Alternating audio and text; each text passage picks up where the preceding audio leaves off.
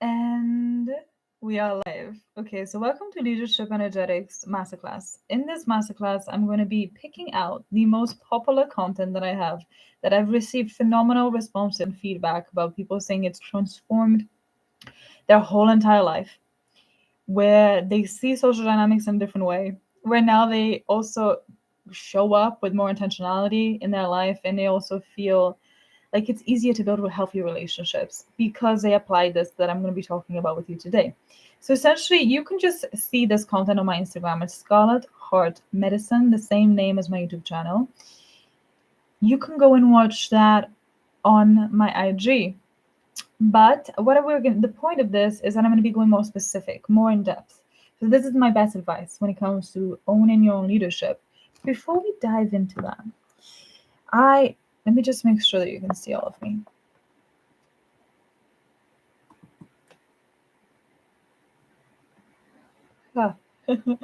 Before we dive into the best advice that I've got so far, I think that it's really important to realize that leadership isn't about being the strongest person, not about being a man or a woman, not about your age. These things are irrelevant. They're just the challenges in your path in order to own leadership energetics. Leadership energetics is the embodiment of being in your center. It's the embodiment of your confidence, and it's the embodiment of your authentic frequency in a way where now you are asserting your energy into the world, where you are telling the world who you are. We're setting the narrative instead of just following whatever people tell you that you should believe. You are now deciding and you are now choosing and consciously creating your reality. Leadership energetics is about leading from the heart. It's about intentionally expressing yourself so that you are communicating and articulating, and so that the message that you're truly sending is received in a deep way. And that's what allows for powerful transformation. And as a coach, I have a lot of coach entrepreneurial women that watch my content. As a coach, as a powerful natural born leader, you being able to up level your level of communication, because your communication is not the words. Your level of communication is how do you carry yourself? What is the way that you talk to yourself in your mind when you are expressing yourself to someone? Do you think what I'm saying is important and people listen, it matters? Or are you thinking, people aren't going to listen to what I have to say? Who would? Which one are you thinking? Which story are you feeding when you are communicating with other people? When you're communicating with other people, every single choice, minuscule and big, is a form of communication, is a message. And so being able to be aware that you slowing down and becoming aware and present of how you feel and how what you're saying is making yourself feel is vital. This is gold. I'm sharing gold right now. Is vital for your communication to land well with people. Because when you slow down, you come back to a place of being able to realize that the way that you feel, other people are going to feel from you, because that's the energy that you are currently holding, which is how you feel. And now, before you go into, now I have to make sure that I'm always feeling happy or that I'm always feeling energized, whatever story that we tell ourselves. No, it's more about like, do you feel confident about what you're saying? People are going to feel that of you. They're going to feel whether you feel confident. It's, do you feel like you are ignoring how you feel and you're just speaking regardless of how you feel and you're just not actually in tune with your guidance system? Your guidance system is your emotions, which is how your intuition expresses itself to you. Your intuition isn't your emotions, but it's how your intuition will express itself to you. There is so much value in your emotions, so much value, that if you learn and you build the emotional intelligence skill of being able to feel your emotions, it's a muscle. The amount of understanding and depth of connection you're going to make with people in your life is going to be phenomenal, because you're not only going to hear the communication of what they're saying, you're going to hear the innuendos, you're going to hear the agendas, you're going to hear what they're truly wanting from you. And all of that is going to give you the space to lead more effectively. This is the power of communication in leadership. When you understand that your ability to communicate effectively comes from your ability to be confident and silent. Because silence is where awareness comes in. And only from the place of awareness do you have choice. So when you bring in awareness of why am I doing that? Why am I saying that? Getting really clear on your intention about what you are communicating, you realize actually, I never have to prove myself. I don't have to show up this way to get this reaction, or I don't have to do this thing to get this thing. Because actually, when I do that, I'm giving off this energy of like need, and desperation at a subtle level. And that isn't magnetic and it's not influential in leadership.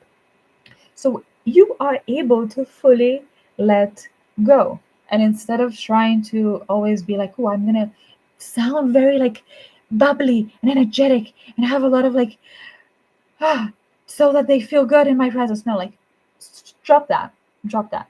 Your job isn't to please people, your job is to be authentic. And you will please people and you will not please people, whether you try to or not. Essentially, what I'm coming back to, the core truth of what I'm communicating to you is you seeking to please people is going to take you away from actually focusing on what matters as a leader, which is getting the message across. And sometimes you're going to have to be polarizing. One of the biggest advice, and I think completely it's changed my life and up leveled my leadership and my assertiveness, is my willingness to be polarizing. My willingness to polarize, to make people feel a certain way, whether that's positive or negative, knowing that neither of them is bad or good. That doesn't necessarily mean that I'm trying to make people feel any kind of way. That's the whole point. I'm not trying to make people feel any kind of way. I am just getting so clear in the message that I'm trying to put across, and in finding the best avenue to get that message across in the best way, taking into consideration the context, taking into consideration my emotions, their emotions, taking into consideration how that can I show up in a way that is able to be more specific, and also in a way where it truly creates powerful results and transformations in my life. Do you see how, as a coach, this is the thing that's going to completely take you to the next level? Do you see that as a coach, when you start to show up in a way where you are being intentional, where you are no longer looking for other people about how you should feel about what you're saying, but instead you are coming back to your center and your core and realizing, okay, so what am I really saying? Not what do I think I'm saying, not what am I trying to say? Like coming back to your center and being like, what am I really saying in this moment by the way that I'm communicating myself? Okay, so you, for example, I have an amazing example that just came up. A lot of people think that in order for them to be heard as a leader, they have to speak really fast or with a lot of intensity. And I promise you, there's not one way that works in leadership that's cut and dry. There's many ways.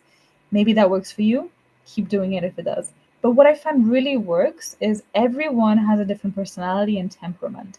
And your job, this is like really powerful stuff that I'm about to share.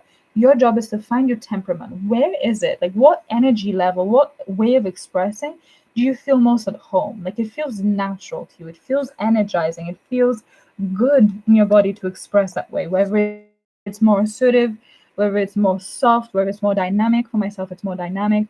And when you feel good, people feel what you feel. And that's what creates influence. People want to be around people that make them feel good and that feel good about themselves because they are uplifting the energy, they're uplifting the vibration of the room, the frequency.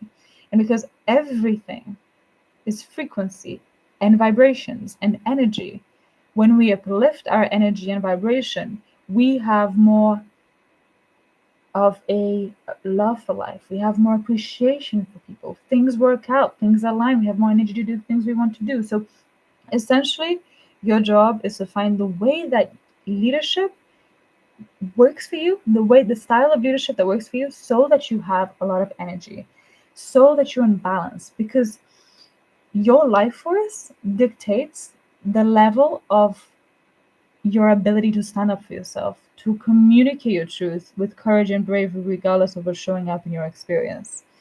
And that comes from you learning, what way can I show up in the world that works for me, for my authentic, natural temperament? And truly allowing yourself to own that unique style of leadership. So,